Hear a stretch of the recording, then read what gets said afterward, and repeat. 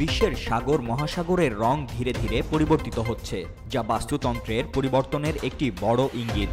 গত ২০ বছরে এই পরিবর্তন আরও স্পষ্ট হয়ে উঠেছে, যদিও সমুদ্র সৈকত থেকে তা খালি চোখে বোঝা সম্ভব নয়। উপগ্রহ চিত্র এবং বৈজ্ঞানিক গবেষণায় দেখা যাচ্ছে, নিরক্ষরেখার আশেপাশের গ্রীষ্মমণ্ডলীয় অঞ্চলে মহাসাগরের রং ক্রমশ সবুজ হয়ে উঠছে।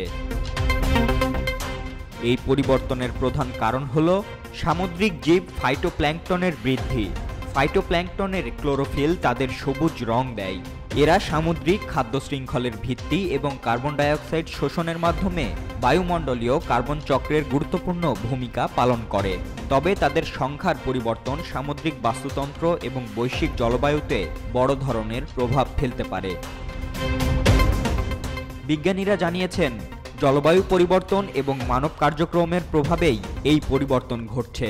যুক্তরাজ্যের ন্যাশনাল ওশানোগ্রাফি সেন্টারের বিজ্ঞানী বিবি কায়েল বলেছেন, মানুষের কার্যক্রম শুধু স্থলজ জীবজগতে নয়, মহাসাগরীয় পরিবেশেও বড় পরিবর্তন আনছে।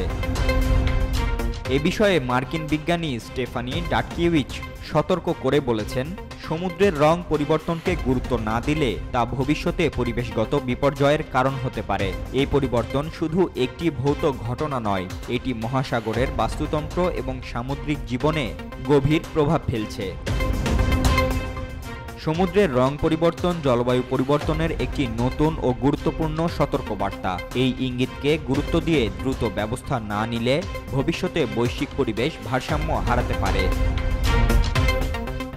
নিউজ ডেস্ক, রূপালী বাংলাদেশ।